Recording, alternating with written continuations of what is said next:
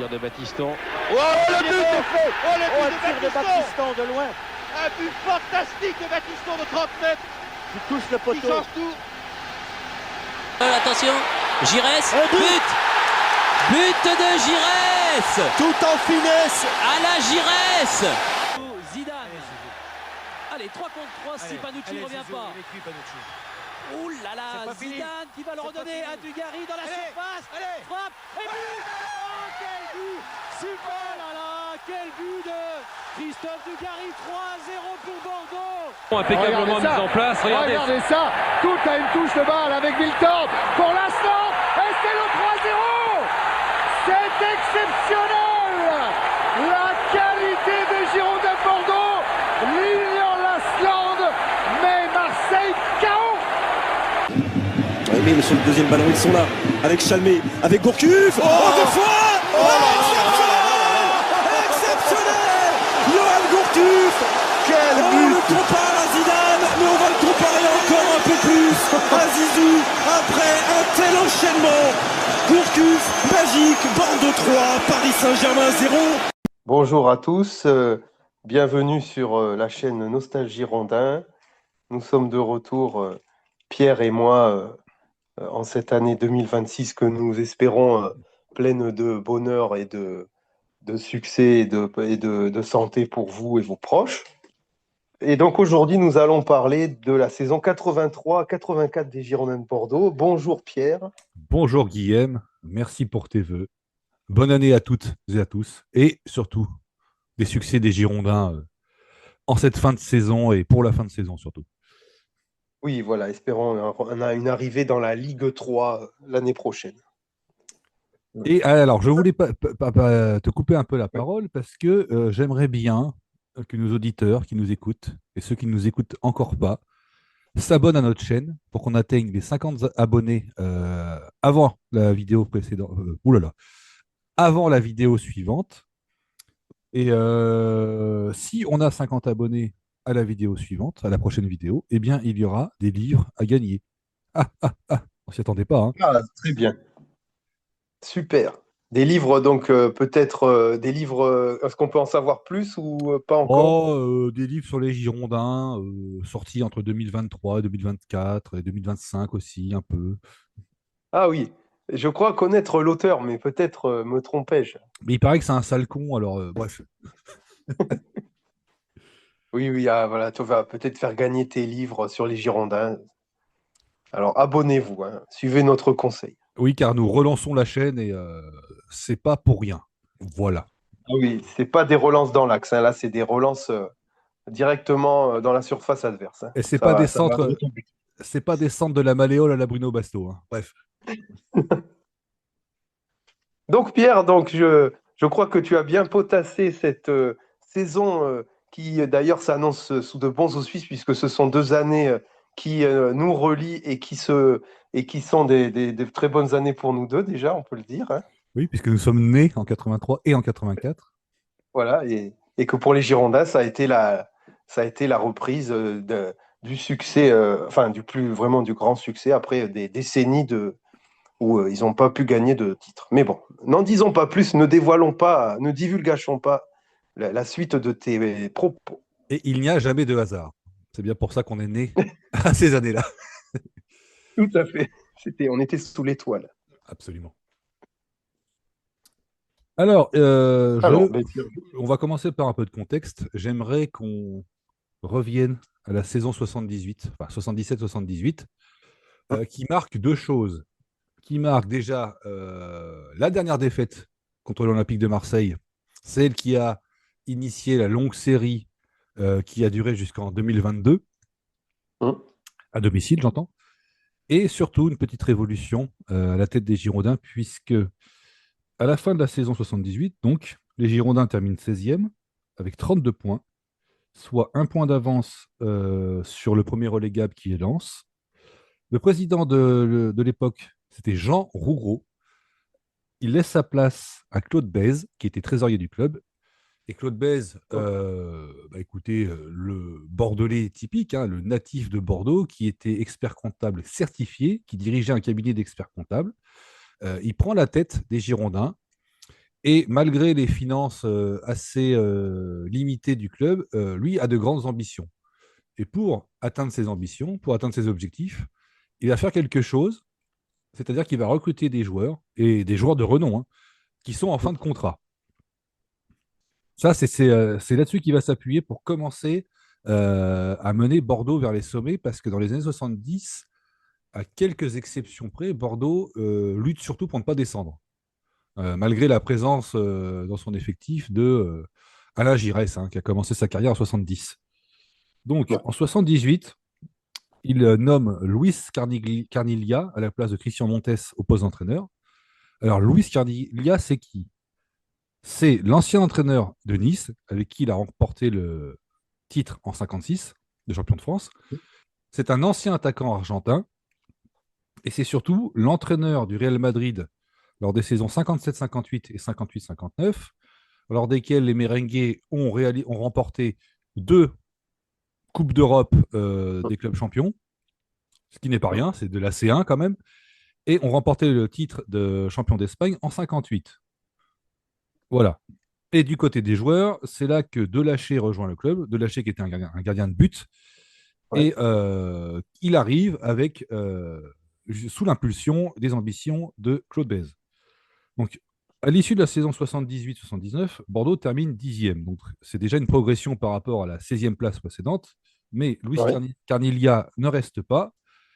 Et c'est un certain Raymond Goethals, Raymond Lascience, qui vient faire son premier passage aux Girondins, une saison seulement, lors de la saison 79-80. Les Girondins termineront 6e du classement. Et ils doivent cette bonne place à l'arrivée en 79 de joueurs comme Bernard Lacombe, le goléador de Saint-Étienne, qui a passé un an à Saint-Étienne, mais qui était avant à Lyon, de Albert Gemrich, qui était un ailier gauche qui jouait à Strasbourg, joueur de renom aussi, de Jean-Christophe Touvenel, arrière droit qui joue au Paris FC en Ligue 2, et de Gérard Soler, qui était un attaquant qui joue à Monaco, et qui a disputé la Coupe du Monde 82, si je ne dis pas. Donc c'était un attaquant international. Enfin, il n'était pas encore international, il n'avait encore pas participé à la Coupe du Monde de 82, puisqu'on était en 79-80, mais c'était déjà un joueur de grand potentiel. Et aussi, 2 autres joueurs, Omar Sanoun, milieu de terrain magnifique, qui était le père de Nicolas Sanoun, qui a joué au Girondins, qu'on a connu, Guillaume. Ah oui. Si tu te souviens bien. Oui. Dans les années 2001, 2000. Et puis en Ligue des Champions aussi, hein, il avait commencé quand la Fiorentina il était rentré. Et malheureusement, Omar Sanoun décédera en 80. Une crise cardiaque. Mais c'était un joueur, attention, hein, il venait de Nantes, c'était un joueur techniquement, c'était très très costaud. Hein. Et un autre joueur, c'était Félix Lacuesta, qui nous vient de Saint-Étienne. Donc c'est déjà des noms un peu ronflants, hein, malgré tout.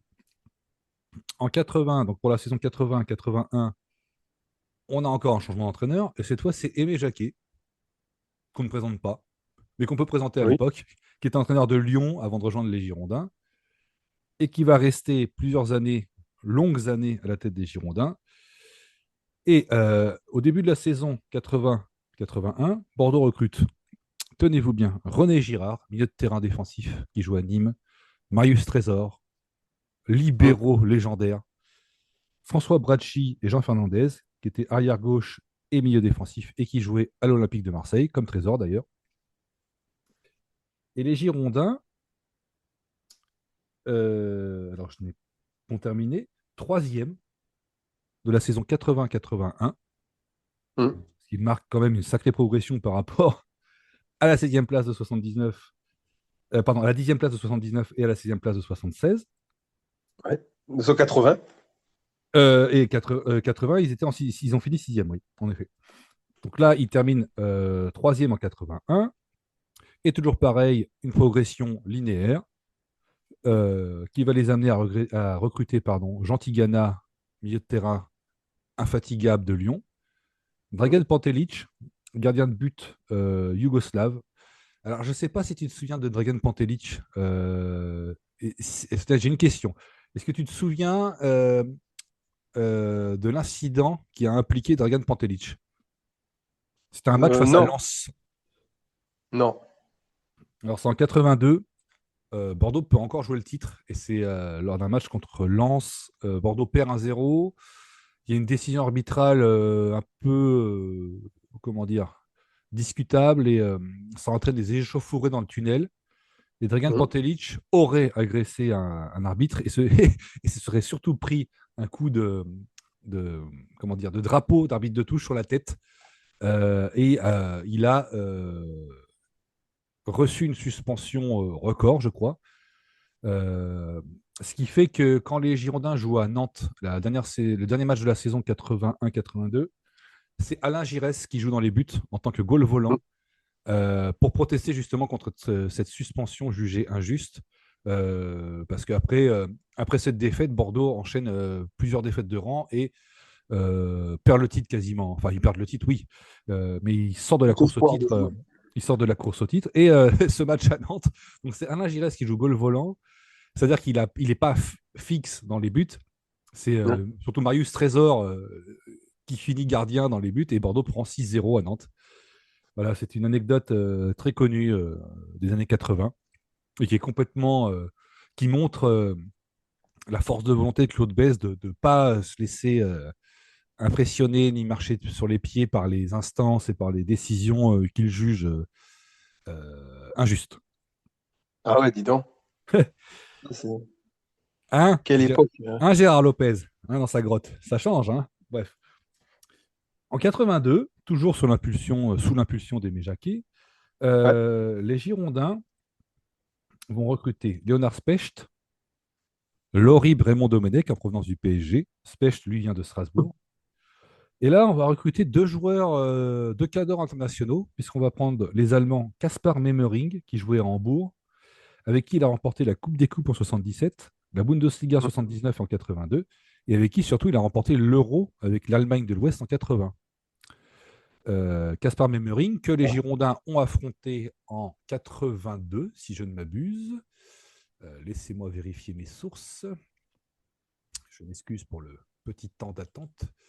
Oui, non. Mais... sources avant tout. Hein. Les sources. Ça est sourcé, messieurs. Oui, absolument. Il les affronte. Donc Bordeaux affronte Hambourg en 82. Enfin, pardon, en 81 plus exactement, lors de la saison 80-82. Les 21 octobre 81 et 4 novembre 81. Dans une équipe où on trouve donc Memmering, mais également le Kaiser Franz Beckenbauer, Félix Magath et Horst Hrubesch. Thierry Roland disait Horst Hrubesch, c'est pas un nain de long. Et ben, c'était un joueur, un attaquant très très bon de la tête et qui a fait pas mal de mal au club français et à la France. Donc Bordeaux, donc Memmering tape dans l'œil de Bordeaux, j'imagine, durant cette rencontre, et rejoint le club au début de la saison 82. Et on prend aussi un autre joueur allemand, enfin ouest-allemand. Il s'agit de Dieter Müller. Alors, Dieter Müller qui joue à Stuttgart, c'est le meilleur buteur de Bundesliga 77 et 78. C'est le meilleur buteur de l'Euro 76. Il compte 12 sélections en équipe d'Allemagne. Il atteint la finale en 76, donc la même année où il est meilleur buteur. Donc c'est pas n'importe qui. Et sachant que la Bundesliga à l'époque était un des meilleurs championnats du monde. C'était pas loin d'être le meilleur championnat du monde, avec des équipes comme Hambourg, le Bayern, Mönchengladbach, Hambourg où jouait Kevin Keegan, double ballon d'or. C'était des équipes très très costaudes. Donc Bordeaux recrute ses joueurs et sous leur impulsion et sous la bonne direction d'Aimé Jacquet, finit deuxième en 83. Donc si tu finis deuxième en 83, tu fais également des performances en Coupe d'Europe lors de la saison 82-83, puisque tu fais un exploit, même deux exploits, que dis-je. Tu joues contre le Carl Zeiss Jena au premier tour lors des 32e de finale de l'UEFA. Tu perds 3-1 à l'aller, tu gagnes 5-0 au retour grâce à un triplé de Dieter Müller et un doublé d'Alain Giresse. C'est quand même pas mal. 16e de finale, tu perds 4-1 à Split. Split, c'était la grosse équipe yougoslave. C'était vraiment le cadre de l'ex-Yougoslavie. Tu perds donc 4-1 à l'aller et tu gagnes 4-0 au retour devant 17 000 spectateurs, certes, mais grâce à des buts de Rohr, Touvenel et un doublé d'Alain Giresse, tu élimines cette équipe redoutable. Et en huitième de finale, tu gagnes 1-0 contre l'Université Craiova, qui était un club roumain. Et malheureusement, tu t'inclines 2-0 au retour devant 50 000 personnes. Mais quand même, tu fais deux exploits européens. On va dire que tu commences à lancer une certaine dynamique à ce niveau-là. Donc, saison 83-84, Bordeaux recrute 3 joueurs. 3 joueurs majeurs parce qu'il y en aura plusieurs, mais ce sera Patrick Battiston, Thierry Tussaud qui vient de Nantes et Bernard Zégnier qui vient de Nancy. Bernard Zégnier, c'était un buteur attaquant gaucher qui jouait à Nancy, avec qui il a marqué 63 buts en 165 matchs, et qui a été formé, qui a débuté à Metz, surtout. Donc il a fait des clubs de l'Est. Et là, il rejoint Bordeaux pour la saison 83-84. Donc ce que tu nous dis, c'est qu'il y a une progression sur plusieurs années linéaire avec un recrutement qui améliore chaque année petit à petit l'équipe et sans départ des meilleurs joueurs, quoi. C'est révolutionnaire. C'est révolutionnaire. C'est impressionnant. C'est fou, quoi. Il faudrait peut-être s'en inspirer, je sais pas. Ah non, ça a fait ses preuves, on peut pas s'en inspirer. On fait plus ça maintenant, c'est fini. Avant. Si tu prends l'exemple de Lyon dans les années 2000, c'est exactement ce qui leur est arrivé. Fin des années 90, début 2000. Ils recrutaient des joueurs de plus en plus clinquants, on va dire. Enfin, des joueurs confirmés. Ils s'appuyaient sur quelques stars comme Sonny Anderson, Juninho, tout ça. Et ils ont progressé à la fin des années 90. Ils ont fini 3e en 99, 3e en 2000, 2e en 2001 et champion en 2002. Donc, c'était exactement la même dynamique et le même mode de recrutement. Tu vois, c'était exactement ça. Donc, on peut faire maintenant un petit point sur l'effectif. Je vous préviens, ça fait peur. Hein. Ça fait très peur. Dans les buts, on a Richard Ruffier qui est gardien remplaçant. Alors, ce n'est pas le père de Stéphane. Son fils sera également joueur de foot, mais ce n'est pas Stéphane Ruffier. On a Christian Delaché. Ah oui, l'ancien gardien de Saint-Étienne et de Monaco notamment. Absolument. Il y a Christian Delaché, donc, qui est arrivé en 78. Alors, en défense, on a Marius Trésor, joueur légendaire, technique, physique, doté d'un excellent placement, un bon jeu de tête, qui s'est marqué des buts, comme on l'a vu en 82. Contre l'Allemagne, on a Patrick Battiston, pareil, international, Léonard Specht, pareil, Thierry Tussaud, qui peut jouer arrière-gauche, mais qui peut aussi jouer au milieu de terrain, Gernot Rohr, qu'on ne présente pas, joueur dur sur l'homme, tout comme son acolyte Raymond Domenech, et aussi Jean-Christophe Tounel, qui a lauré de la saison 83-84 à 25 ans et est un joueur très endurant sur le côté droit de la défense. Au milieu de terrain, on a Caspar Memmering, qui est un milieu défensif, René Girard, Bernard Jiménez, Jean Tigana, Alain Giresse. Donc, tu as 4 joueurs internationaux avec Memmering, Girard, Tigana, Giresse. Mais tu as également des joueurs de complément comme Antoine Martinez, Michel Audrin, Denis Bourdoncle et Bernard Jiménez, je l'ai déjà dit. Et en attaque, tu as Bernard Lacombe, attaquant pareil international, Dieter Müller, attaquant international, Bernard Zégnier, qui sera aussi international, si je ne m'abuse, puisqu'il compte entre 77 et 87 5 sélections en équipe de France pour un but. Tu as aussi des joueurs de complément comme Hassan Annini et Bruno Lipini. Donc franchement, l'équipe type, on va dire que c'est Delaché, Trésor, Battiston, Rohr, Tussaud, Rohr et Tounel, parce que Tussaud jouait souvent au milieu de terrain. Milieu de terrain, tu mets Tigana, Girard, Giresse et Tussaud, justement. Et en attaque, tu mets Lacombe et Zégnier ou Lacombe et Müller. Tu as une gueule de champion sur le papier. C'est très impressionnant. Et moi, ce que j'ai constaté en regardant les compositions d'équipes adverses, c'est que le championnat des années 80, c'était très relevé et bien plus relevé que je l'imaginais. Parce que moi, c'est des saisons que je n'ai pas connues. Et c'était un plaisir de retrouver tous ces joueurs que Bordeaux a affrontés. Et d'ailleurs, on va en parler tout de suite, puisqu'on va aborder la saison et le déroulement de la saison en championnat. Alors, Bordeaux débute la saison par la réception de Rennes. Rennes est un promu. On ne compte pas forcément de joueurs très, très clinquants dans dans leur effectif, même s'il y a un certain Monsieur Mazur, qui je pense est polonais. Vladimir. Il y a aussi Yannick Stopira. Oui, c'est ça, qui sera international. Et qui est le seul joueur que moi je connais, que je pense que c'est ton cas aussi. Avec Monsieur Mazur. Oui, avec Monsieur Mazur, bien sûr. Avant qu'il fasse de la radio. Et de la télé, et présenter. Absolument.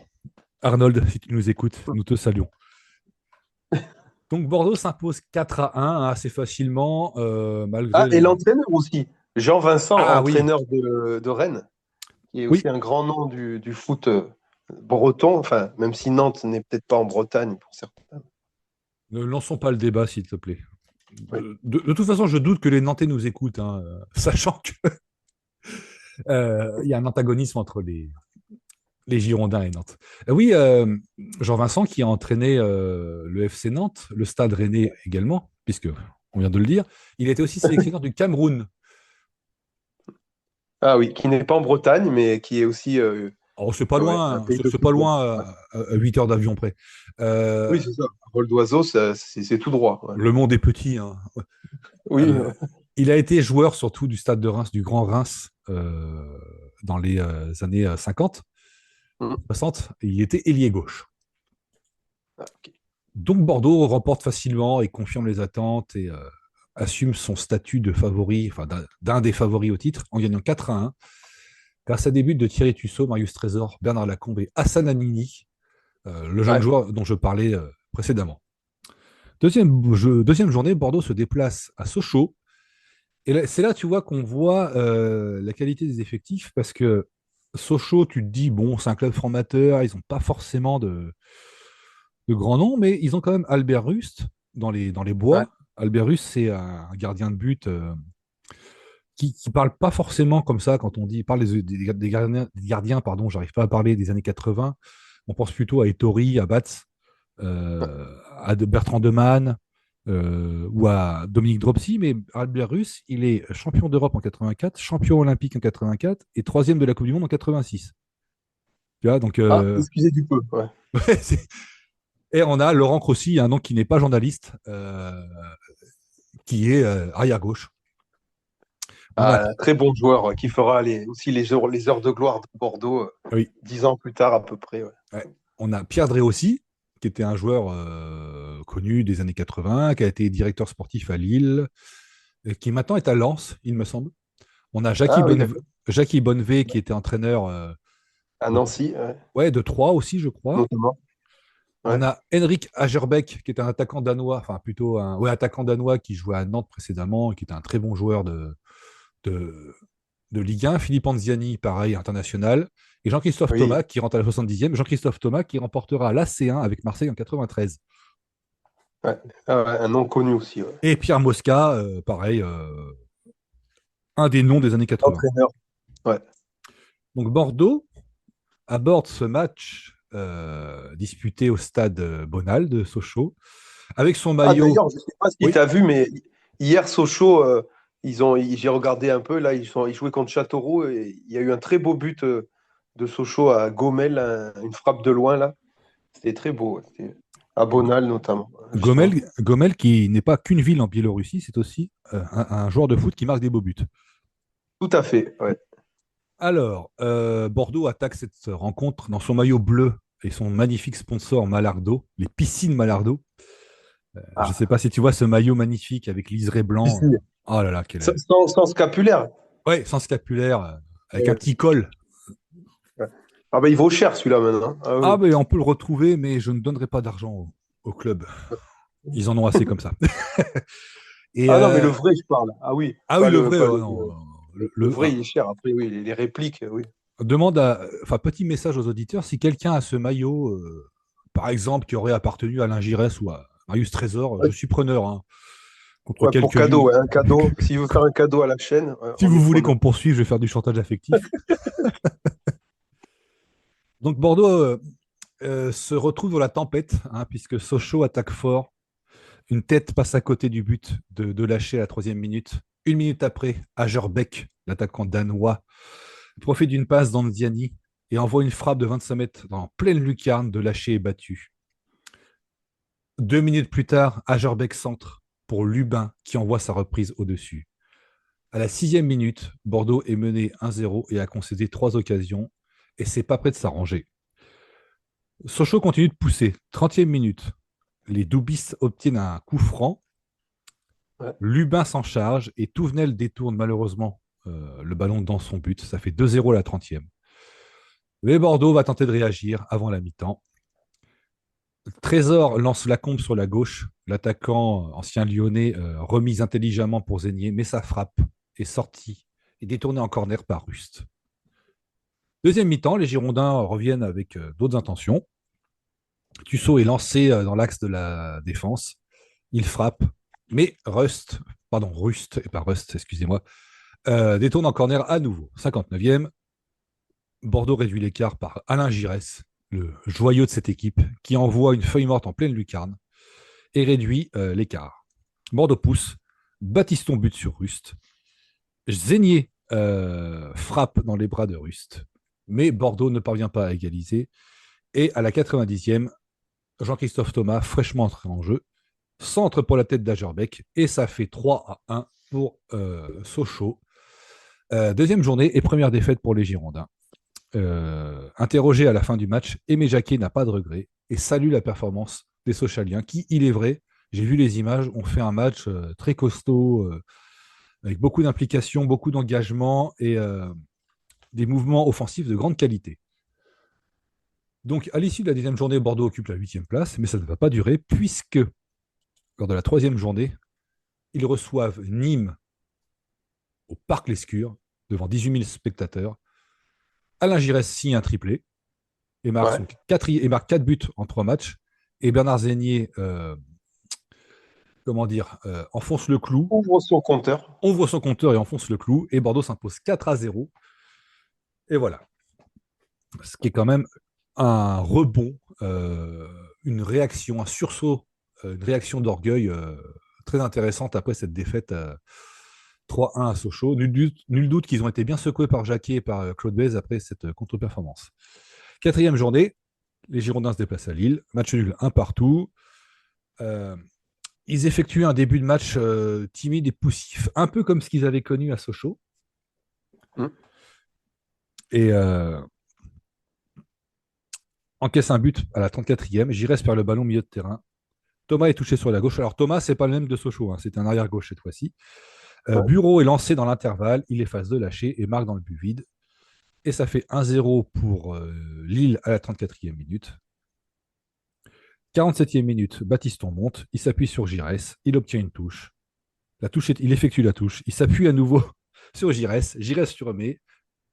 Baptiston centre, à ras de terre, à mi-hauteur, un centre un peu fuyant, un peu sournois, un peu vicieux.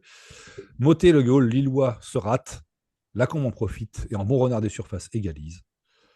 Et ça fait 1 partout. À noter durant ce match le mauvais geste de Zénier qui, sur un tacle appuyé de Thomas, s'essuie les crampons sur le défenseur lillois, ce qui entraînera 25 dernières minutes heurtées et un esprit pas forcément terrible pendant la fin du match. Et j'ai noté dans ces matchs et dans les images que j'ai vues de ces années 80 que les interventions et les tacles, c'était quelque chose d'autre. Oui, c'est vrai que... Ouais.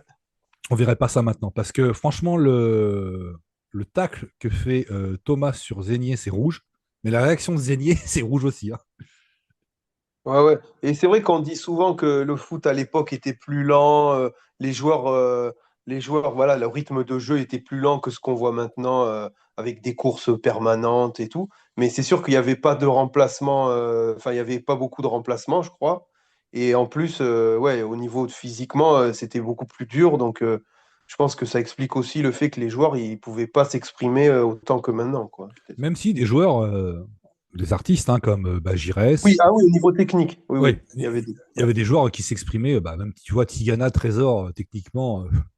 Trésor, il pourrait jouer ailier actuellement, tellement il était technique et cette technique où tu n'es pas embarrassé du ballon, tu fais ce que tu veux, tu as un joueur qui vient vers toi, tu l'élimines facilement.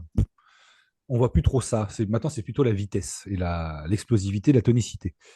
Oui. Et je voulais dire aussi, Pierre, pardon. Je t'en prie.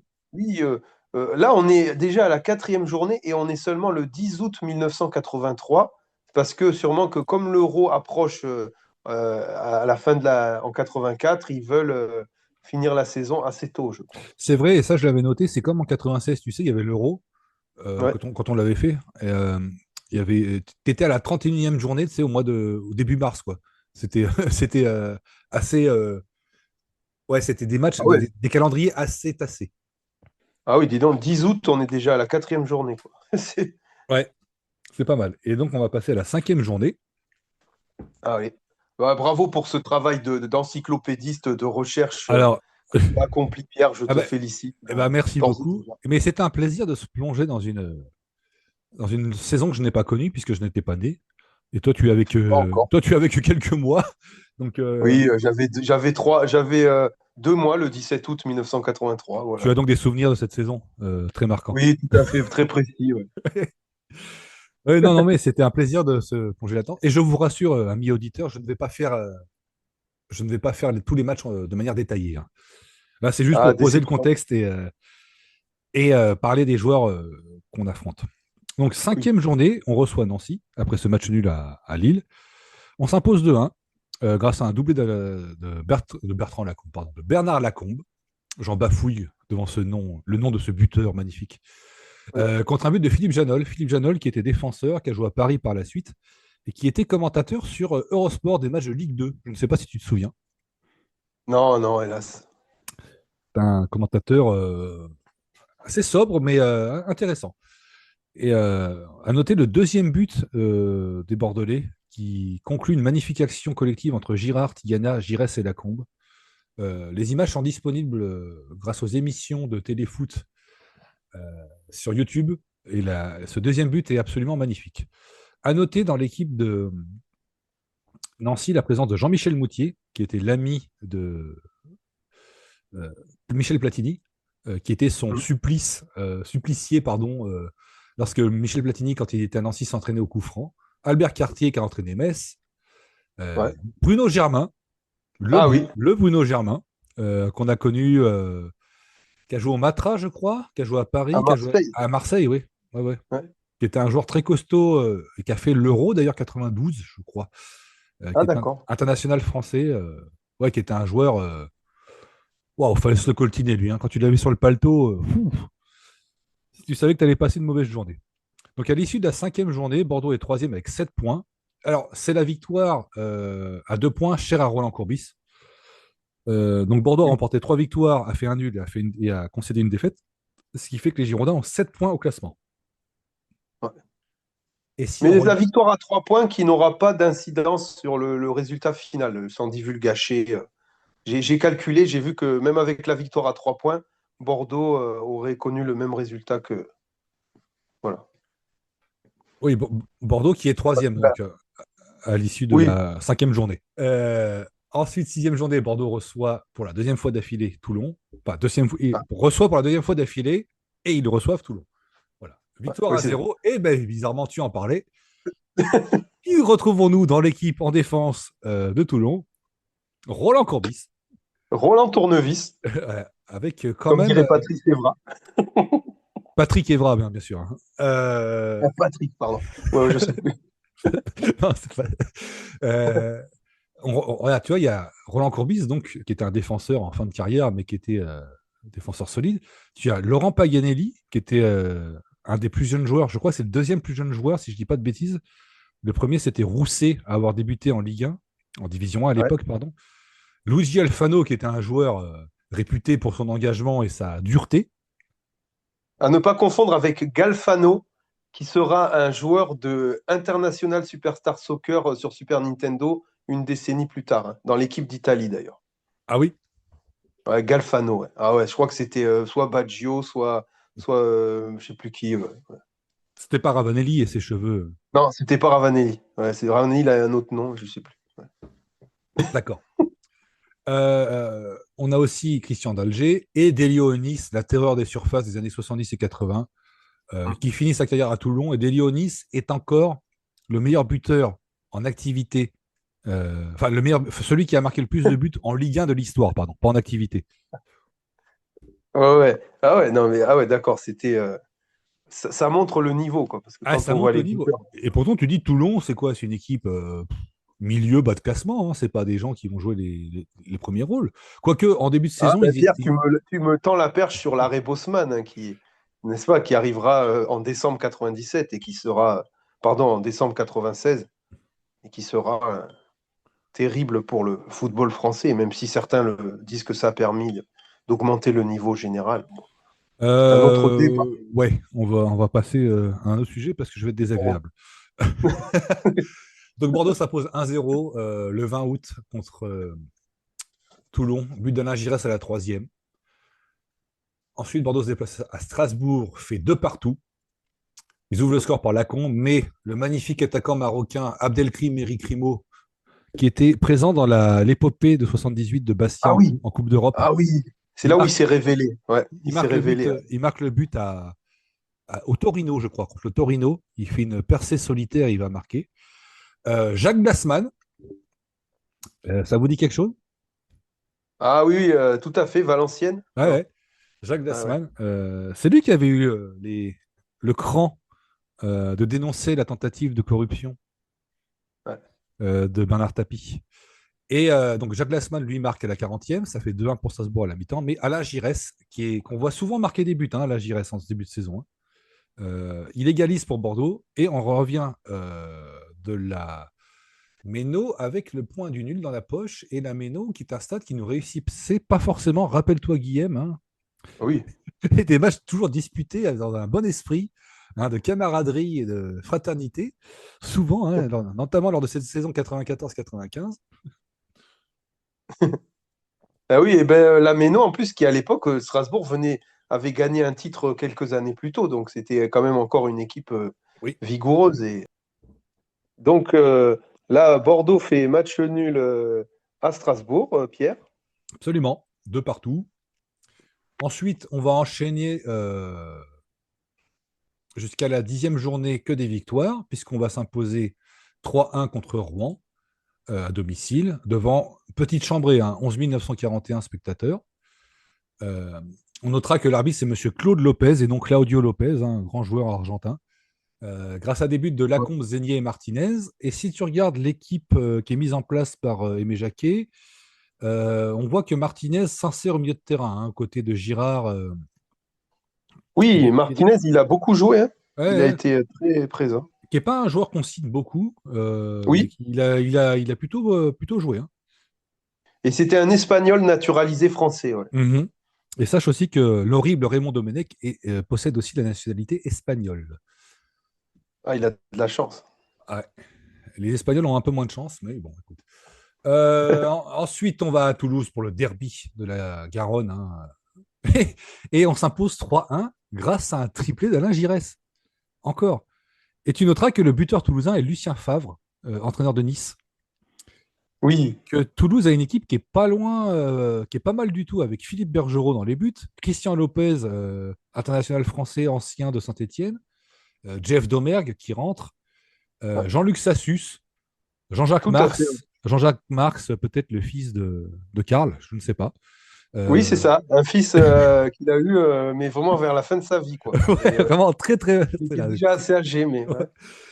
Rien n'est impossible. Jean-Luc Sassus, qui sera un joueur lyonnais aussi dans les années 90. Oui, et qui aura maille à partir avec Pascal Olmeta, qui se prendra d'ailleurs une droite ou un coup de boule de Olmeta suite à un clin d'œil malencontreux à la compagne d'Olmeta, qui vaudra à Olmeta de partir de Lyon à l'Espagnol Barcelone, si je ne m'abuse.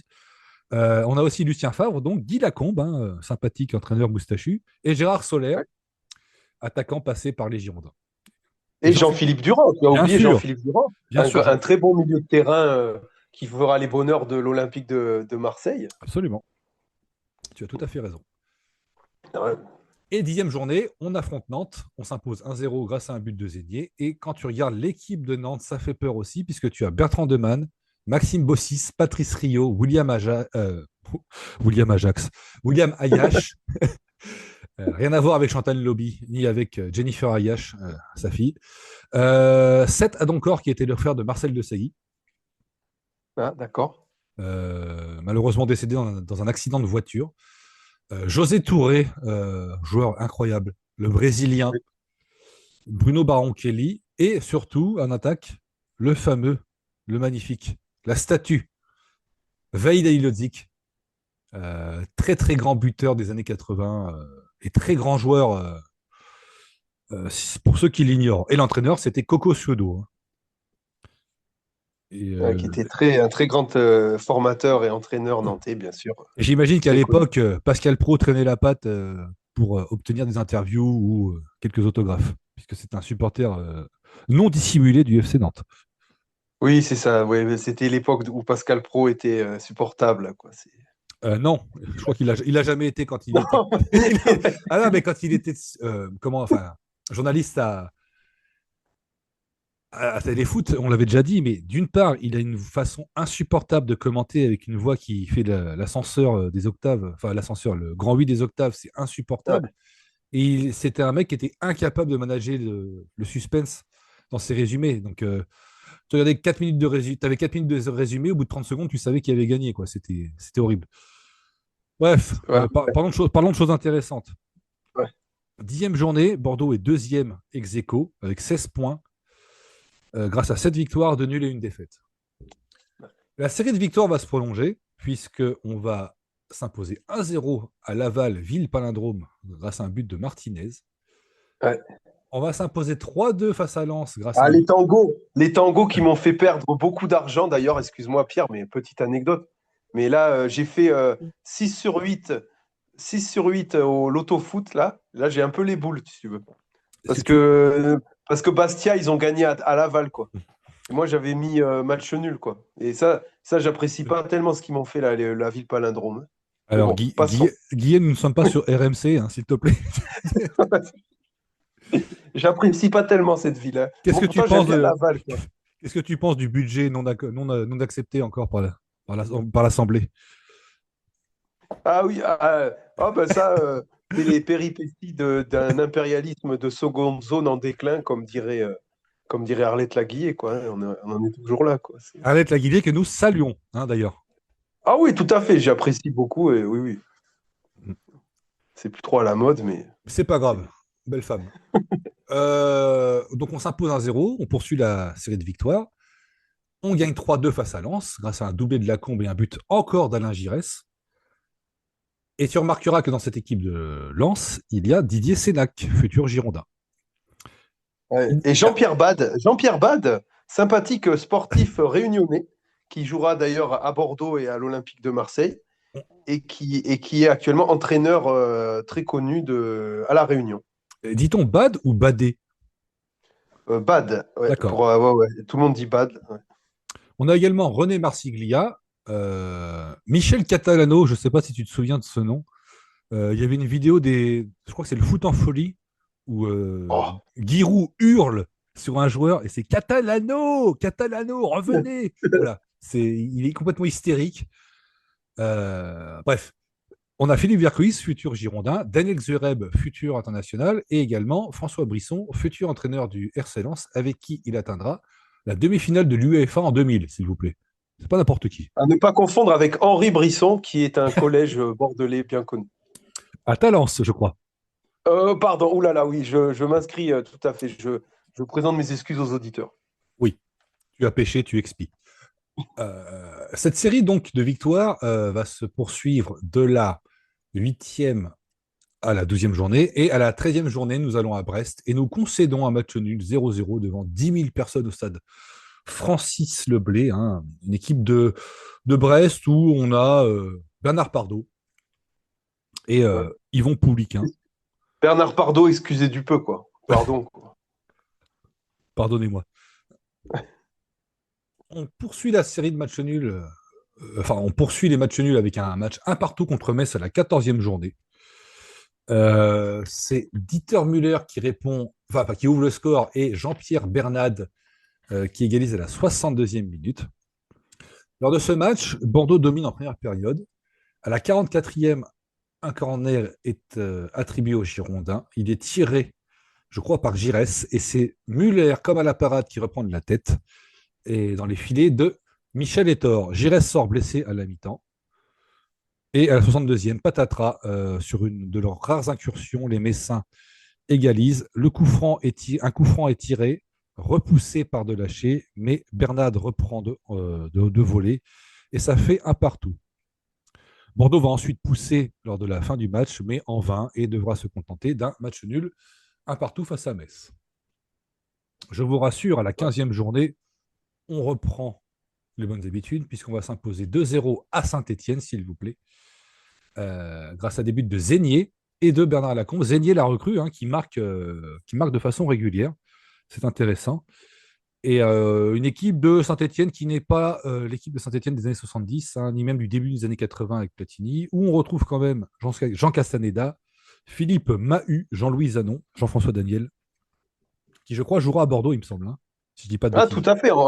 Il arrivera avec Éric Guérit et Zinedine Zidane en 1992, si je ne m'abuse, de Cannes. Et l'entraîneur de Saint-Étienne, c'est Tchouki, c'est Jean Djorkaeff. Oui. Père d'eux. Voilà, père de. Comme nous avions d'ailleurs pour Bordeaux-Metz, l'entraîneur de Metz, c'était Henri Kasperzak, que l'on retrouvera sur le banc de la Tunisie, notamment, bien des années après. D'origine polonaise, je crois, si je ne m'abuse. Voilà, tu ne t'abuses pas. Je ne m'abuse rarement. Et Bordeaux, toujours dans cette configuration, avec Martinez au milieu de terrain, aux côtés de Tigana, Girard et Giresse. Et on peut noter qu'en ce début de saison, Muller ne joue pas trop. C'est plutôt Zégnier et Lacombe qui sont choisis par Aimé Jacquet. Donc, grâce à cette victoire, il faut que j'arrête de dire donc, et voilà aussi. N'hésitez pas à me le dire en commentaire. Je me suis réécouté voilà. Et j'ai un tic de langage. Je dis toujours donc, ensuite, et voilà. Non, mais donc, c'est pas vraiment un tic de langage parce que c'est quand même un mot, une conjonction de coordination fort usité, fort pratique. Il est vrai que ça pourrait être pire, je pourrais dire du coup, mais je ne le dis pas. Ouais, c'est ça. Du coup, c'est pas insupportable. Ou oui, tout à fait. Du coup, c'est la prison. Pardon. Alors, 15e journée, alors aussi à éviter. 15e journée, grâce à cette victoire, Bordeaux est premier avec 24 points, grâce à 10 victoires, 4 nuls et une seule défaite en 15 matchs. Vous vous rendez compte? Mais là, la douche froide arrive, là. Je le sens pas bien. Ah là. Bien sûr. Tu le sais aussi bien que moi.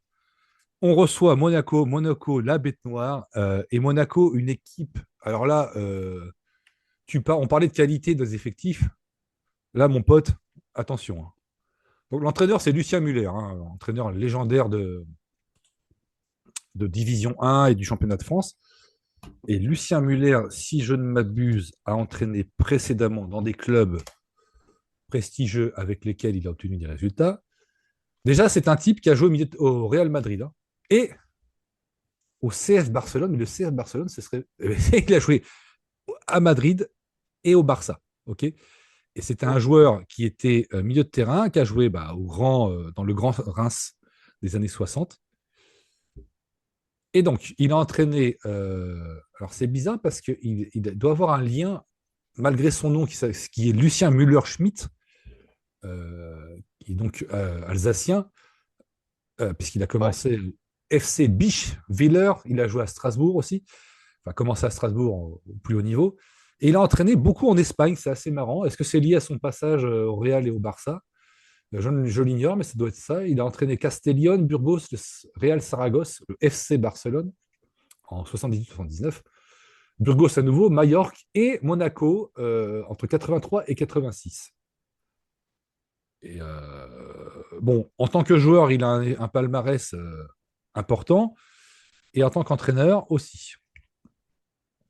Voilà, donc Monaco, sous la direction de Lucien Muller, et grâce à des joueurs comme Jean-Luc Ettori, Yvon Leroux, Manuel Amoros, Dominique Bijota, Claude Puel, Uwe Krause, l'immense Bernard Gengini, qui était un milieu de terrain exceptionnel, gaucher, qui est à l'origine dans le carré magique avec Platini, Giresse et Tigana. C'est lui le quatrième, c'est pas Fernandez à la base. Parce que c'était 3 milieux offensifs et Tigana en retrait.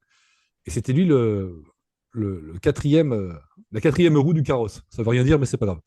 On a également Daniel Bravo, le petit prince, Et Bruno Bellone, attaquant, surnommé Lucky Luke, attaquant vif, rapide, rusé, et sacrément pénible à prendre, je peux vous le dire. Et Daniel Bravo, d'ailleurs, qui était en compétition avec Paganelli aussi pour le titre, je crois, de jeune de précocité dans le monde pro, non? Je crois qu'il a commencé tôt, mais il me semble que, comme je disais tout à l'heure, enfin, je crois avoir dit tout à l'heure que c'était Laurent Rousset. Ah oui, ok. Et tu as Jérémy Ménez aussi, hein, qui était dans les plus précoces. Ah, d'accord.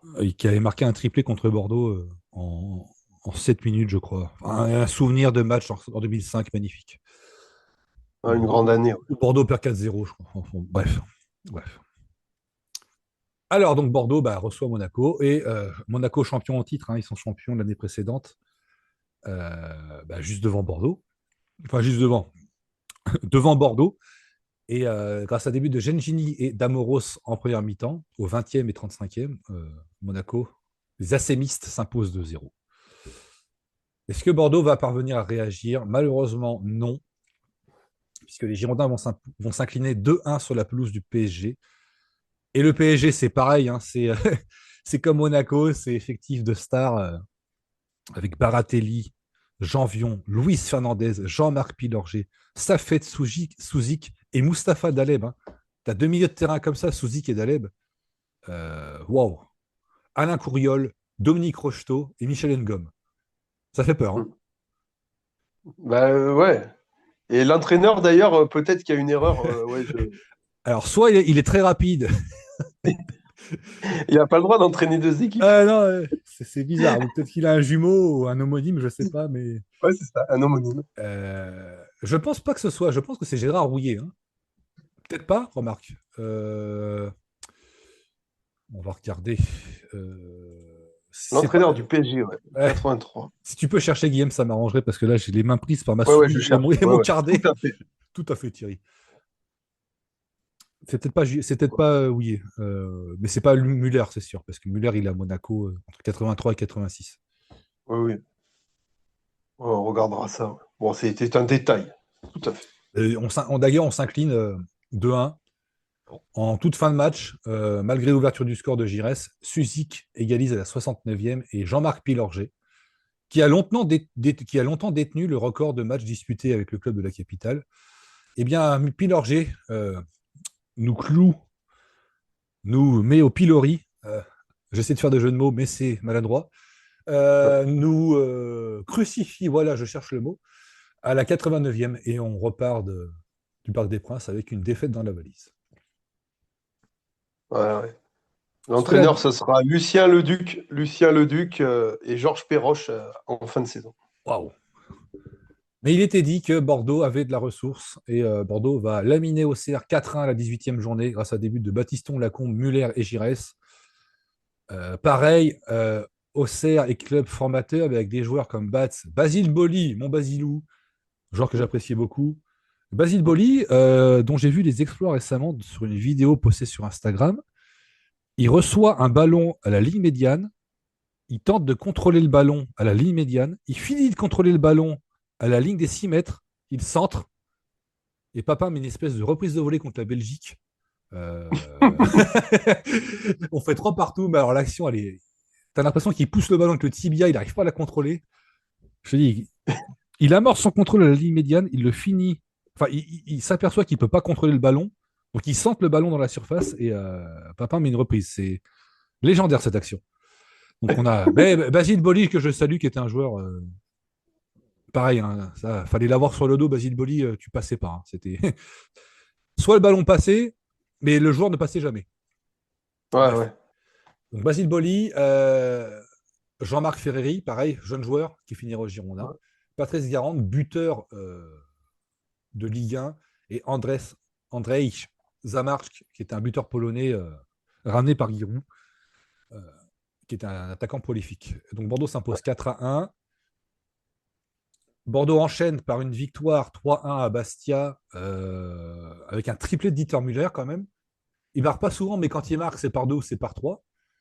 Zimaco ouvrira le score sur penalty, et Müller au 52e, 76e et 85e permettra aux Girondins de repartir du stade de Furiane avec la victoire.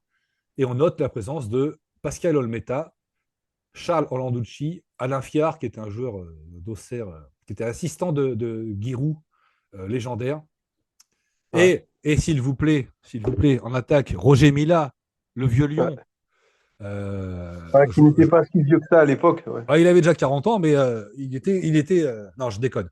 Il a disputé la Coupe du Monde 94, il avait 42 ans et ça ne l'a pas empêché de marquer des buts. Mais oui, à l'époque, il devait avoir 30 ans. Et c'était un joueur immense pour le Cameroun. Voilà, surnommé le Vieux Lion. Et je ne sais pas pourquoi j'avais entendu qu'il était surnommé le Maréchal lors du jubilé Jean-Pierre Papin en 99. Ouais. Laurent Blanc, qui l'a côtoyé à Montpellier, est interrogé. Et Thierry Roland et Jean-Michel Larquet, jamais avares d'une bonne blague ou d'un bon surnom, disent à l'homme de terrain de dire à Laurent Blanc que le maréchal lui passe le bonjour. Laurent Blanc, premier degré, dit je ne connais pas de maréchal, mais si, Roger Milla vous passe le bonjour. Ah, bah si c'est Roger Milla, je lui passe le bonjour. Voilà. Donc je ne sais pas pourquoi, mais j'ai l'impression que Roger Milla était aussi surnommé le maréchal. Et ça me fait penser, parce qu'on parlait de Basile Boli tout à l'heure, qu'il y avait une anecdote avec Basile Boli qui était présent au jubilé Jean-Pierre Papin 99. Et Thierry Roland demande à l'homme de terrain de demander à Basile Boli s'il a retrouvé sa mobilette, puisque sa mobilette avait été attachée avec une chaîne à une rambarde pour pas qu'il aille en boîte quand il était jeune au centre de formation d'Auxerre, et c'était Giroud qui avait attaché sa mobilette pour pas que Basile Boli se déplace et aille en boîte de nuit. Voilà. C'était les anecdotes des centres de formation de la JOCR. De qualité discutable, certes, mais ça remplit le temps. Bref. Grâce à cette victoire 3-1, Bordeaux est désigné champion d'automne. C'est pas mal. Tu es à la 19e. Tu remportes déjà un titre honorifique, mais tu es champion d'automne à la 19e journée. C'est comme la Coupe des Alpes, tu vois, c'est pas non plus des trucs qui restent dans les annales, quoi. Que Bordeaux a remporté, s'il te plaît. Ouais, c'est ça. Que Bordeaux a remporté, alors je ne sais plus quand, c'est en 80. Dans cette époque-là. Ouais, c'est peut-être 80. Mince, je ne sais plus. Mais je sais que Bordeaux l'a remporté, la Coupe des Alpes, c'est sûr. Ah ouais. Bon. On a gagné une Coupe d'Europe, quoi. Ouais, 20e journée, on reçoit Sochaux, chez qui on s'était lourdement incliné. Sochaux, chez qui on s'était incliné 3-1 au match aller. Bon, bah là, on va pas faire de détails, on va gagner 3-0. 18e minute, l'horrible Raymond Domenech, crinière au vent, déborde des centres. Lacombe, au point de pénalty, reprend une reprise de volée dans les buts de Rust, qui se montre totalement impuissant sur ce but du goléador bordelais. 54e, Muller lance Giresse dans un trou de souris. Et ce match dont j'ai vu les images sur YouTube a fait ressortir un truc au niveau de la qualité des attaquants girondins, notamment Lacombe et Muller, c'était qu'ils étaient très forts de haut but et qu'ils étaient capables de jouer en remise, que ce soit en première intention ou de lancer un partenaire dans un trou de souris ou dans l'intervalle. Ils étaient très forts pour ça, pour la déviation et le jeu de haut but, Lacombe et Muller. Hein. Donc on avait une sacrée paire d'attaquants. Donc là, Muller lance Giresse dans un trou de souris. Le petit milieu de terrain, capitaine des Girondins, d'une balle piquée, trompe Russe, ça fait 2-0. Et notez-vous, hein, dites-vous bien qu'à la 20e journée, Giresse a marqué 13 buts. C'est dingue, hein. 13 buts en 20 journées pour un milieu de terrain offensif. Waouh. Ouais, bravo. Ouais. 70e minute, Muller clôt la marque, fausse sur Giresse, encore là, encore lui, encore dans les bons coups. Et Muller transforme d'un penalty. Ouais. Une équipe dans laquelle. Oui. Pardon, excuse-moi. Tu voulais parler. Oui, avec d'ailleurs Philippe Lucas qui jouait à Sochaux lors de ce match, qui jouera à Bordeaux. Remplacé par Franck Sauzé, si tu notes bien. Ouais, Franck Sauzé, un très bon tireur de coups francs. Ouais. Très bon milieu de terrain qui finit meilleur buteur de Ligue des Champions 93. Ah oui, oh là là, là c'est un beau trophée individuel. Qui avait une frappe de balle. Wow. Fallait pas être dans le mur, hein, ni à la place du gardien. Et ni du ballon. Ouais.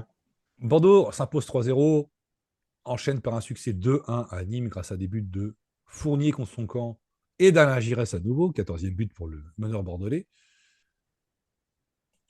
Ouais. Ça impose 5-2 face à Lille, pardon. Pareil, on a fait match nul à l'aller. Là, on éclate le club au match retour. But de Tigana, Baptiston, Giresse, Rohr et Specht contre un but de Dusan Savic, qui soi-disant était le père du Vujadin Savic qui avait joué à Bordeaux, avec qui soi-disant Jean Tigana aurait joué. Ce n'est jamais arrivé. Bref. Didier Christophe, joueur costaud de Ligue 1, qui a aussi joué à Rennes, je crois, et à Monaco, qui était joueur très solide, physiquement très costaud, que j'ai découvert dans le podcast de légende, un podcast de très haute qualité que je vous recommande chaudement. Ah d'accord, qui est disponible sur quel site web? Sur toutes les plateformes, YouTube. Moi, j'ai une petite appli de podcast qui s'appelle Podcast Go. Il est disponible dessus. Je pense qu'il est disponible sur toutes les plateformes. Ah d'accord, et il faut être connecté à Internet, hein, c'est ça? Ah, c'est mieux, c'est mieux. D'accord, tout à fait. Qu'est-ce qu'Internet d'ailleurs, Pierre? Eh ben, c'est un écran et un clavier. Voilà, tu tapes dessus et puis ça te coûte une facture faramineuse. Hein. Bref. Merci voilà, pour nos amis auditeurs pour ce petit point technique parce que je pense que ça en aidera beaucoup. Bah, nous sommes en 83-84, Internet n'en est qu'à ses balbutiements, hein, voire n'existe pas. Oui, à part à la CIA et dans 2-3 bureaux du Pentagone, sinon, pas encore appliqué. Victoire de Bordeaux, 5-2 contre Lille. Bordeaux enchaîne à la 23e journée par un succès 2-0 à Nancy. On enchaîne les victoires grâce à des buts de Lacombe et Tussaud. Est-ce que ça va continuer? Eh bien non. On va se déplacer à Toulon. Et Delio Onis sur penalty va perpétuer la légende d'Elio Onis et ajouter un but supplémentaire à son compteur qui en compte beaucoup. Et on peut voir dans les compositions d'équipe des Girondins que c'est Tussaud maintenant qui joue milieu de terrain aux côtés de René Girard et Jean Tigana et Alain Giresse. Et en attaque, c'est Lacombe et Müller qui forment la paire d'attaquants. Et Zénier est un peu plus relégué sur le banc. Alors, on a un joueur que nous aimons bien d'ailleurs à Toulon lors de ce match, Marcel Dib, qui fera les bonheurs de Bordeaux aussi pendant une saison ou deux, en 94 notamment, 93-94. Marcel Dib, surnommé Santiago Marcel, souviens-toi, parce qu'il avait une collection de Santiago assez impressionnante. Ah, c'était un beau sujet de collection, les Santiago, pourquoi pas. D'ailleurs, je devrais m'y remettre, je crois. 25e journée, on reçoit Strasbourg. Pareil, on a fait match nul de partout à l'aller. On s'impose 2-0 grâce à des buts de Baptiston et Lacombe. Zénier revient dans l'équipe et j'ai l'impression qu'il joue attaquant et que Bordeaux joue à 3 attaquants ou peut-être qu'il joue côté gauche avec Giresse sur le côté droit pour l'animation. Je l'ignore. Si quelqu'un sait, merci de commenter nos erreurs sûrement nombreuses et imprécisions dans les commentaires, s'il vous plaît. D'ajouter un commentaire. Et on note qu'à Strasbourg, il y a un sympathique joueur, Olivier Rouillet, qui était attaquant ailier virevoltant et très très rapide. Oui, et qui ne l'était pas tellement rouillé à cette époque-là. Absolument. 25e journée, grâce à cette série de victoires et malgré cette défaite à Toulon, malgré la défaite à Toulon, Bordeaux occupe toujours la première place avec 3 points d'avance sur Monaco. On est bien, il reste encore 13 journées, mais on est bien.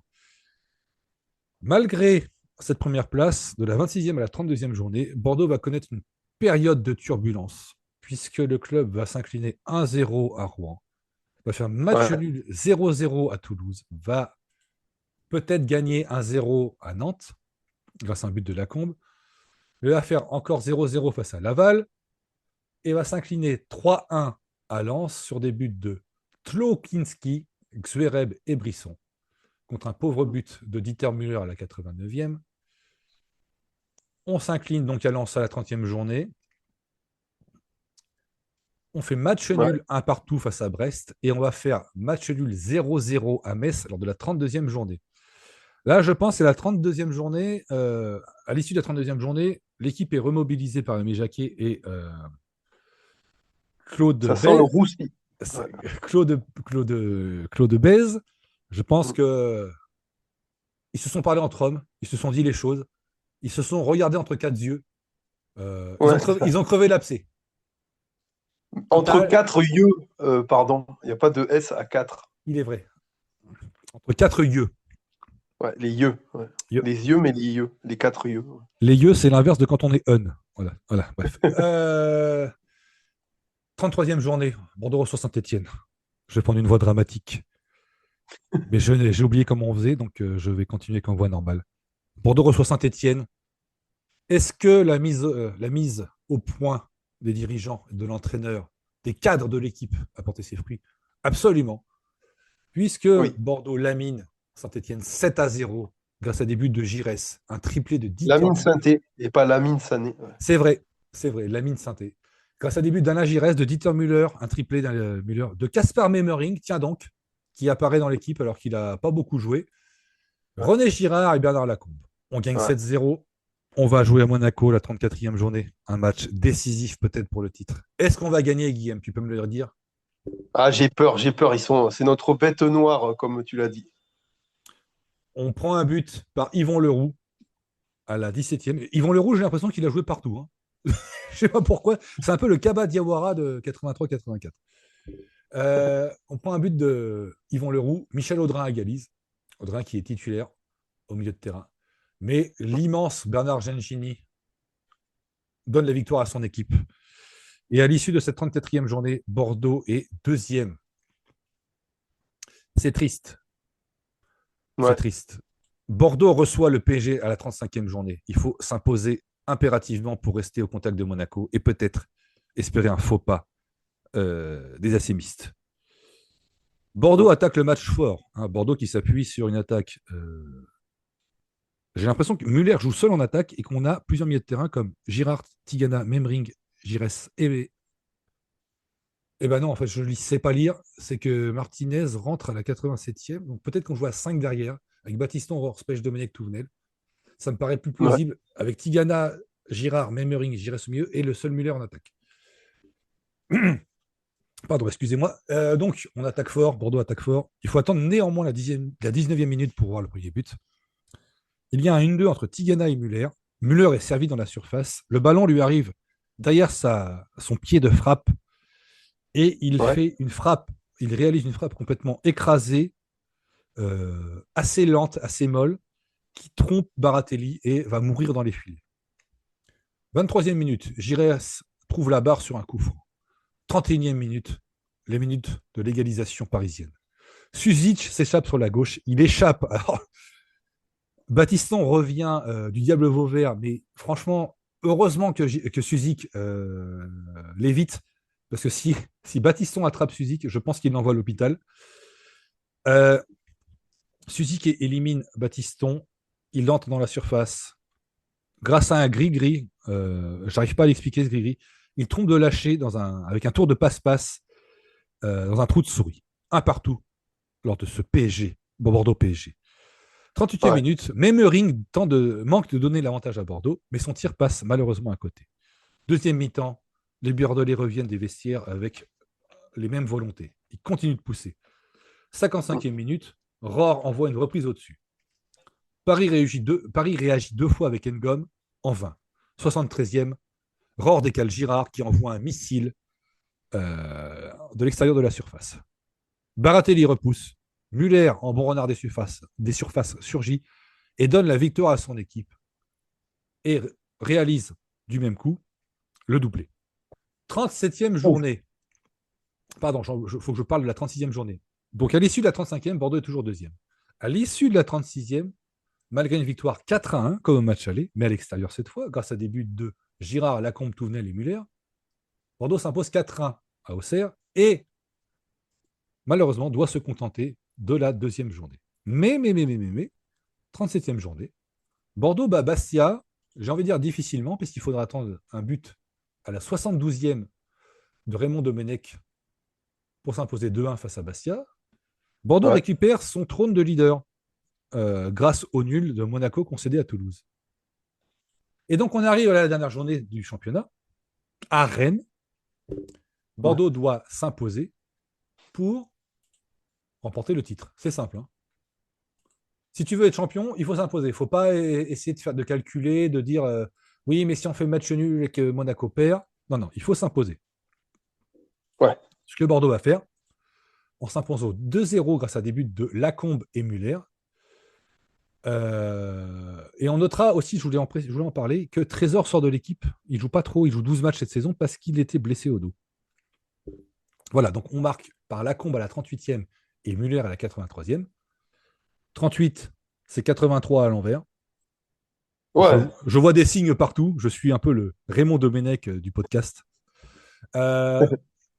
Bordeaux s'impose et remporte son 2e titre, le premier depuis 1950. Voilà, c'est la fête dans les rues de Bordeaux. J'aimerais trouver. Et Monaco a gagné lors de la dernière journée. Eh oui, Monaco a gagné 3-0 contre Nantes. Ah ouais, donc là, c'était vraiment. Ouais. Bordeaux s'impose à la différence de but parce que Bordeaux a 54 points comme Monaco. Ouais. Mais Bordeaux a une différence de plus 39 contre plus 29 pour Monaco. 72 buts marqués, 33 encaissés contre 58 buts marqués et 29 encaissés pour Monaco. Bordeaux s'impose lors de ce championnat, remporte ce championnat 83-84 avec 23 victoires, 8 nuls et 7 défaites. Et ce qui va faire la différence par rapport à Monaco, c'est que Monaco aura concédé que 6 défaites, mais aura concédé 10 matchs nuls. Pardon. C'est là-dessus que Bordeaux fait la différence. Et voilà, et donc nous sommes arrivés à la fin de cette saison. 2e titre pour les Girondins, le premier en 34 ans, le premier depuis 1950. Et voilà le président Bèze qui atteint son objectif, qui a peu à peu monté une équipe solide, avec des joueurs de renom, et qui a réalisé ses ambitions. Donc, Bordeaux remporte le titre de champion de France devant Monaco. On va parler maintenant de la Coupe d'Europe. Ça va être assez rapide puisque Bordeaux, qui jouait la Coupe du UEFA due à sa 2e place lors de la saison précédente, Bordeaux ne dispute que les 16e de finale puisqu'ils sont opposés au Lokomotiv Leipzig et devant 8000 spectateurs au Parc Lescure le 14 septembre 83, les Girondins s'inclinent 3-2. Giresse et Girard marquent pour Bordeaux, mais Zötzsche et Richter d'un doublé permettent aux Allemands de l'Est de s'imposer 3-2. À noter que l'arbitre est un Irlandais, s'appelle Monsieur John Carpenter, rien à voir avec le réalisateur américain de films d'horreur. Enfin, je crois. Ouais. Au retour, Bordeaux se fera laminer par cette équipe de Leipzig. Quand on regarde la composition d'équipe, je ne sais pas, il y a peut-être beaucoup de membres de l'équipe de Est-allemande, mais il n'y a aucun nom qui me dit quelque chose. Vraiment, ces noms ne me disent strictement rien. Si quelqu'un s'y connaît et est calé en football est-allemand des années 80, je suis preneur d'un commentaire. On fera un podcast. ou de plus amples détails dans les commentaires de la vidéo, parce que ça ne me dit rien. Mais Bordeaux s'incline 4-0 sur des buts de Schöne, Denstedt et Richter. Donc un petit tour et puis s'en va. En Coupe de France, Bordeaux atteint les 8e de finale, après une victoire 3-1 contre Brest en 32e. Une double victoire parce qu'il y avait des matchs aller-retour à partir des 16e. Donc Bordeaux fait 1-1 contre le Havre, mais va s'imposer 2-0 en Normandie, grâce à un doublé de Dieter Müller. Et en 8e de finale, Bordeaux tombe contre Mulhouse, s'incline 1-0 au match aller à domicile et ne peut faire que 2 partout à l'extérieur au match retour. Voilà pour la Coupe de France. On peut passer au bilan des joueurs. Je pense que s'il y a un joueur qui se détache de cette saison, c'est bien Giresse. Gigi Superstar, 16 buts en 34 matchs de championnat, 1 but en 2 matchs de Coupe d'Europe, 1 but en 5 matchs de Coupe de France, ce qui fait qu'il a disputé 46 matchs avec les Girondins en 83-84 et a marqué 19 buts, plus une palanquée de passes décisives, mais les passes décisives n'étaient pas encore comptabilisées à l'époque, donc c'est difficile de savoir. Mais je peux vous dire qu'il est à l'origine de beaucoup de buts de son équipe. On peut aussi citer Bernard Lacombe, qui lui marquera 18 buts en 35 matchs, 1 but en 4 matchs de Coupe de France et aucun but en Coupe d'Europe. Il fera une même saison que Giresse avec 19 buts en 41 matchs. On a également Dieter Müller, qui marquera 14 buts en championnat en 27 matchs. Il ne joue pas beaucoup de matchs, il joue 27 matchs sur 38, mais il est décisif une fois sur deux. Et en Coupe de France, il marquera 5 buts en 5 matchs, ce qui fait qu'il va marquer 19 buts en 33 matchs. Très bon ratio, ça fait plus d'un but tous les 2 matchs. On peut citer les défenseurs, Battiston, qui va jouer 36 matchs lors de cette saison et marquer 3 buts. Touvenel, non pas Touvenel, pardon, excusez-moi, il ne joue que 22 matchs. Delaché, qui est le gardien titulaire et qui va jouer pour sa dernière saison en tant que titulaire 38 matchs de championnat, donc tous les matchs de championnat, il va encaisser 33 buts. J'en reviens à cette stade de 33 buts, je m'attendais à une défense des Girondins un peu plus solide, notamment avec Aimé Jacquet, qui aimait bien s'appuyer sur une base solide. 33 buts en 38 matchs, c'est pas mal, mais peut-être parce que le championnat était plus offensif à l'époque, je ne sais pas. Ouais, micro-critique là quand même. Non, c'est un simple constat. Ok. Ouais. Je suis sur la limite, je suis sur le fil, je penche un peu plus du côté de la critique, mais c'est un simple constat. Alors aussi, on peut parler, oui, je te laisse terminer sur les joueurs utilisés. Sur les joueurs utilisés, après on a Tigana, bien sûr, hein, qui va jouer 32 matchs. Girard, qui va jouer 29 matchs. Memering, tu vois, je pensais qu'il aurait été plus titulaire, il ne joue que 10 matchs en championnat. Martinez, dont on parlait, il joue 24 matchs quand même. Hein. Ouais. 24 matchs pour 2 buts. Et puis on a pour les défenseurs Specht, qui joue 35 matchs, et comme on en parlait, Trésor, qui ne jouera que 12 matchs pour un but en raison d'une blessure au dos. Voilà, on peut passer à ton petit commentaire, si tu veux. Oui, donc on remarque qu'un certain club mythique et très, très célèbre en France n'était pas là lors de cette saison. Hein, Non, ils sont en Ligue 2. Ils sont en Ligue 2. Voilà. Le club est en Ligue 2, on se parle de l'Olympique de Marseille. Oui, voilà. Petite note et on comme ça. remarque aussi qu'on perd 2 fois contre Monaco. Hein. Oui. Donc, ça nous aura fait mal. Mais heureusement qu'on a quand même remporté le titre, mais ça aurait pu être tragique. Oui, il nous est arrivé la même chose en 2008-2009. On joue 2 fois contre Marseille, qui est deuxième en 2009, et on s'impose jamais. On fait un nul à l'aller et on perd au retour. Donc parfois, tu peux ne pas battre le deuxième, enfin ton adversaire direct, et quand même être champion. C'est dû à la régularité. Parce que si tu regardes la courbe des Girondins lors de cette saison, Bordeaux alterne entre première et 8e place. Enfin, ils sont une fois 8e à l'issue de la deuxième journée et la défaite à Sochaux. Mais ensuite, ils sont 4e, 3e. Et à partir de la 12e journée, ils ne descendent jamais au-dessous de la 2e place. Donc, ils sont très réguliers. Hein. Une régularité qu'on retrouvera dans la saison 98-99. Là, ce sera plus exacerbé puisque Bordeaux ne sera jamais au-delà de la 2e place pendant toute la saison. Donc, c'est dire la régularité de Bordeaux dans la saison 98-99, qui est une saison folle. Hein. D'ailleurs, vous pouvez la retrouver dans un livre qui s'appelle La folle saison des Girondins de Bordeaux. Et lors de cette saison... De vous-même, on peut le dire. De votre humble serviteur. Voilà. Et d'ailleurs, on pourra remarquer que lors de cette saison, eh bien, au contraire, on aura gagné, on aura eu la suprématie sur le deuxième, Marseille, et on aura été champion, contrairement à cette saison 83-84. Tout à fait. Voilà. N'est-ce pas ? Nous pouvons passer, n'est-ce pas ? Nous pouvons passer à l'ouverture maintenant. Donc en 84 a lieu l'Euro en France en plus. Oui.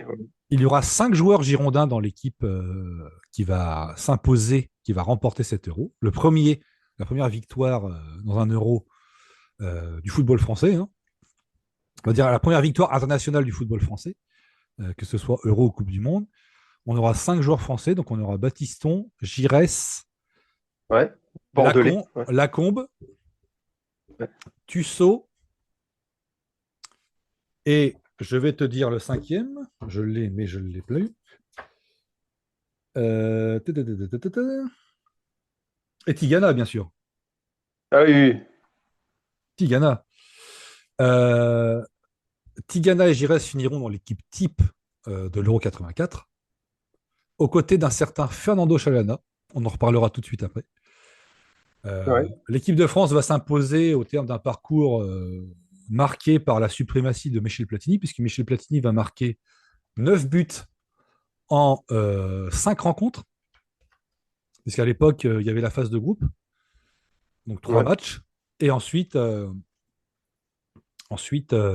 les demi-finales directement. Donc la France va s'imposer le 12 juin 84 1-0 contre le Danemark, l'équipe du Danemark très costaude, sur un but de Michel Platini. D'ailleurs, Manuel Amoros se fera expulser pour un coup de tête, je crois, lors de ce match. Ensuite, la France va laminer la Belgique 5-0 grâce à un triplé de Michel Platini, un but de Giresse et un but de Fernandez. Troisième journée de la phase de poule, le 19 juin. Donc tu joues 3 matchs en une semaine quand même. Le 12 juin, le 16 juin et le 19 juin. Donc la France s'impose 1-0 contre le Danemark au Parc des Princes, 5-0 contre la Belgique à la Beaujoire et 3-2 contre la Yougoslavie à Geoffroy Guichard, avec un nouveau triplé de Platini. Donc il en est à 7 buts en 3 matchs. C'est exceptionnel. Exceptionnel de marcher sur une compétition comme ça pour un joueur. En demi-finale, la France est opposée au Portugal. Alors là, c'est un match qui a laissé des souvenirs d'ascenseur émotionnel à tous les amoureux du football des années 80, puisque la France va ouvrir le score par Domergue, Jeff Domergue, qui va marquer un doublé dans ce match. Les Portugal va réagir par Jordao à la 74e. Le Portugal va prendre l'avantage par Jordao à la 90e d'une reprise qui tapera le sol avant de lober Joël Batz. Et Platini, à l'issue d'une chevauchée fantastique sur le côté droit de Jean Tigana, va inscrire le but de la qualification à la 119e minute, soit 1 minute avant la fin des prolongations et donc de la séance de tir au but. Et en finale, la France battra l'Espagne sur un coup franc de Platini qui donnera naissance à une arconada, c'était le nom du gardien espagnol, qui fera une erreur d'appréciation sur le coup franc de Platini, puisque on va penser qu'il va s'emparer du ballon, du coup franc de Platini, et en fait le ballon va glisser sous son ventre et finir dans le but. Et Bellone, d'une balle piquée à la 90e, donnera la victoire finale aux Girondins. Pardon, c'est l'habitude, à l'équipe de France qui remportera l'Euro 84 d'une façon magnifique le 27 juin 84. Et tu noteras que Amoros entre sur le terrain alors qu'il avait été suspendu toute la compétition après son coup de tête lors du premier match. Ah, ok. Voilà, c'était l'anecdote. Et parmi l'équipe de France, on notera la présence également de Philippe Bergerot, ancien Girondin, de Bernard Gengini et Jean-Marc Ferreri, futur Girondin. Donc, Bordeaux est quand même un petit peu influent au niveau de l'équipe de France. Oui, il y avait beaucoup de joueurs qui jouaient en première division française à l'époque. Ouais. Presque tous, quoi. Donc, Michel Platini finira meilleur buteur de la compétition avec 9 buts. Et Jeff Domergue, grâce à son doublé en demi-finale, fera aussi partie des meilleurs buteurs de la compétition, aux côtés de Rudy Voller, Jordao et Preben Ekier Larsen, qui était un joueur qui jouait en Italie, surnommé le Taureau. Il a joué à Vérone et il remportera le titre avec Vérone en 85. Chose rare parce que... en Italie, ouais. C'est compliqué, parce que, comme on disait, c'était toujours les clubs, ce qu'on appelle les 7 sœurs. Donc Juve, Milan, Inter, Roma. Je crois qu'il y a le Torino. Et tu dois avoir Juve, Inter, Roma, Torino... Je ne sais pas si c'est pas la Lazio ou Parme, je ne sais plus. Bref, non, Parme, c'est assez après parce que le club prend vraiment son envol dans les années 90. Bon, bref, c'était rare qu'un club autre que ces clubs-là remporte le titre. Donc, Ekier Larsen, je finis sur lui. Il finit 2e du Ballon d'Or en 85 et 3e en 84. Donc, j'ai parlé de Fernando. Ouais, c'est abusé. J'ai parlé de Fernando Chalana tout à l'heure. C'est un club qui va rejoindre les Girondins à l'été 84 pour 3,3 millions d'euros, ce qui était une somme record à l'époque. Ça paraît peu actuellement, mais c'est une somme record. Et il rejoindra les Girondins en compagnie de Dominique Dropsy, qui viendra prendre une place de titulaire à la place de Lâcher. Voilà, Dropsy, gardien de Strasbourg. Oui, qui est de Strasbourg, avec qui il a remporté le titre après la remontée, immédiatement après la remontée de Strasbourg. Je crois que c'est en 79 que Strasbourg remporte le titre. Ouais. Un gardien important au même titre que Bertrand Demann, Batz, Bergerot, Rust et Tori en équipe de France, dans le championnat de France. Et en 85, nous le verrons dans un prochain épisode qui arrivera bientôt. Nous aborderons la formidable saison 84-85 des Girondins. Est-ce qu'ils conserveront leur titre de champion de France? Vous le savez déjà, mais vous devrez attendre l'épisode suivant pour en avoir la confirmation. Ah oui, ben, bravo pour ton gros travail, Pierre. C'était très intéressant. Ça nous a fait voyager à travers les stades et à travers revoir des visages connus ou moins connus du football français. Ou des noms qu'on a entendus, mais dont on ne sait pas d'où ils venaient. Donc, c'est super. Voilà. Et moi, c'était super parce que j'ai longtemps délaissé le championnat des années 80 parce que c'était un championnat que je n'avais pas connu, mais en m'y plongeant, ça m'a déjà donné envie de m'y replonger à nouveau pour les saisons d'après des Girondins. Et j'ai découvert que c'était un championnat de haute tenue, hein, avec des joueurs fous.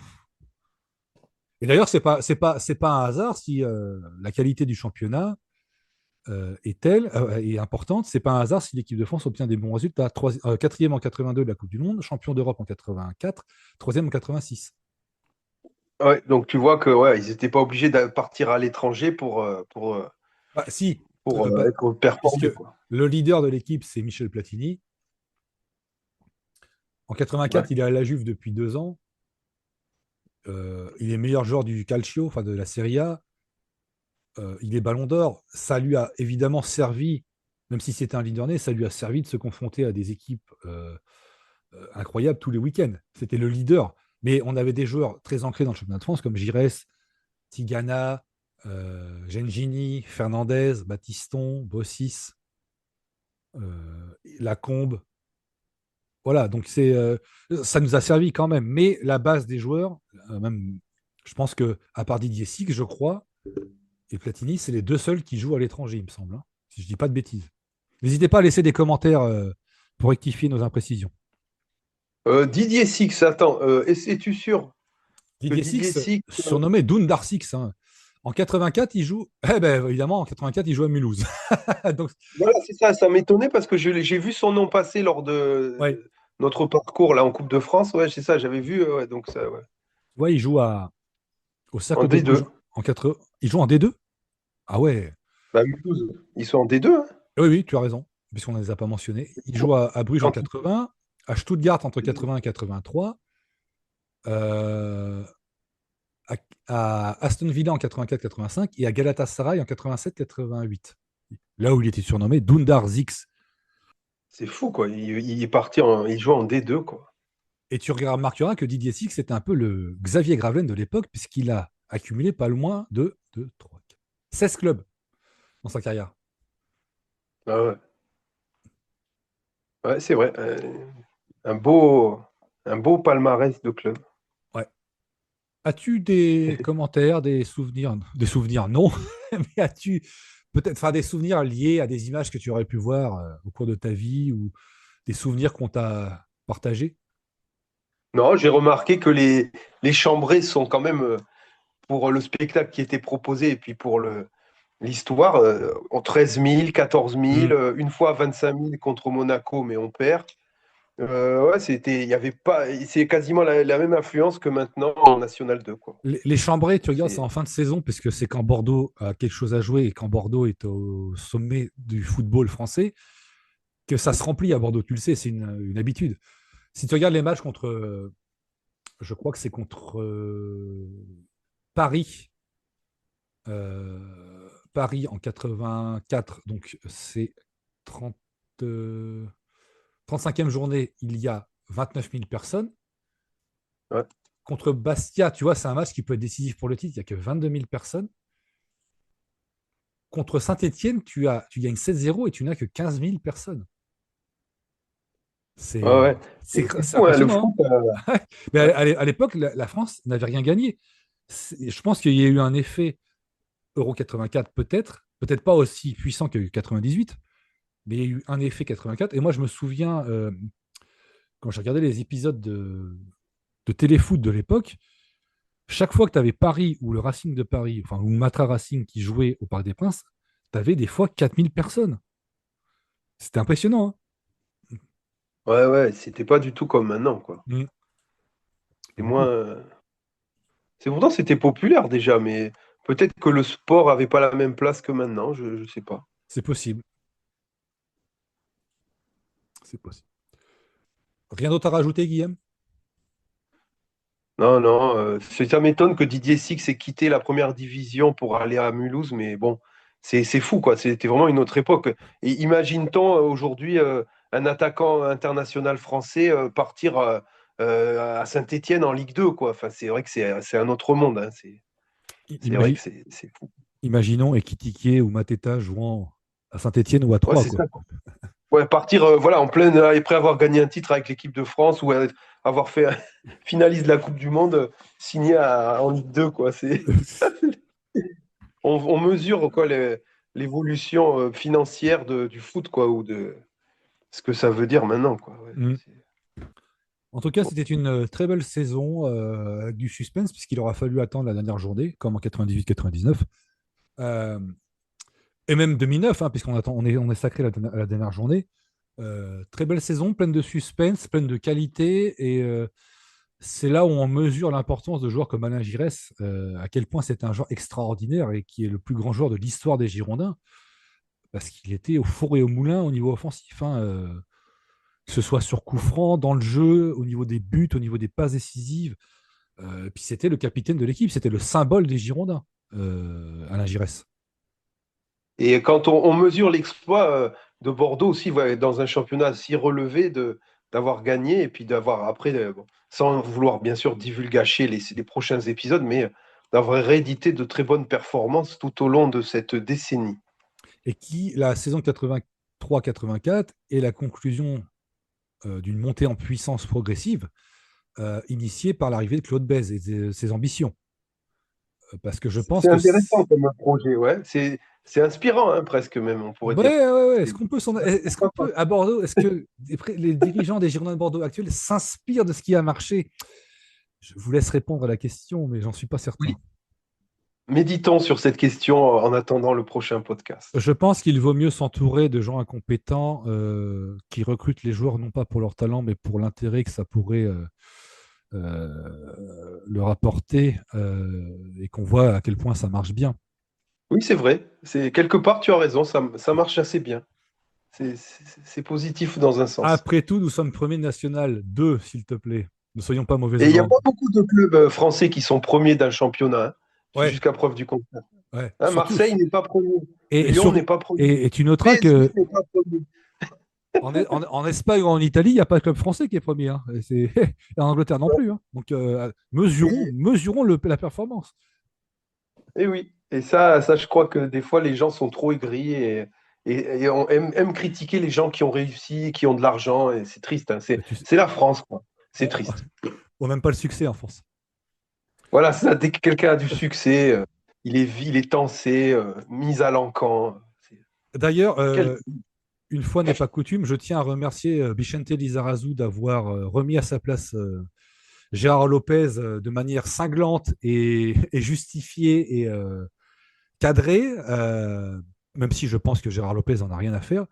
Et Lizarazu a dit je suis passé dans des clubs, notamment dans un club qui fonctionnait très bien, le Bayern, je ne sais pas si tu connais, et c'est un club très bien géré et qui remportait des succès. J'ai trouvé ça génial. C'est Gérard pas Lopez, en fait. Oui. Et on pourrait aussi dire Claude Pez, hein, qui est le pseudo je crois, d'un auditeur de Web Girondin ou quelqu'un qui a un compte sur les réseaux sociaux, je ne sais plus. Mais j'entends souvent Nicolas Pietri parler de Claude Pez, influenceur. Ouais. Un influenceur tweetos. Tweetos. Xos, on doit dire maintenant. Oui, Ixos, pardon. Oui. Qui n'est pas une ville en Grèce, hein, bien sûr. Bref. Muscos. Bien écoute, nous pouvons conclure ici. Nous pouvons rappeler à nos auditeurs de s'abonner, de parler du podcast autour d'eux. Et dès qu'on est à 50 abonnés, on passe à l'épisode suivant. Promis. Abonnez-vous, tous les détails de la vidéo, tous les détails pour s'abonner, tous les détails pour se pencher sur le club des Girondins de Bordeaux, merveilleux club s'il en est, seront présents dans la description de la vidéo. Guillaume, je te remercie pour avoir animé cette émission avec brio, cet épisode avec brio. Et je te dis à bientôt pour le prochain épisode, si jamais on atteint 50 abonnés. Oui, ça va se faire rapidement, à mon avis. Il n'y a pas de problème. À très bientôt. À bientôt.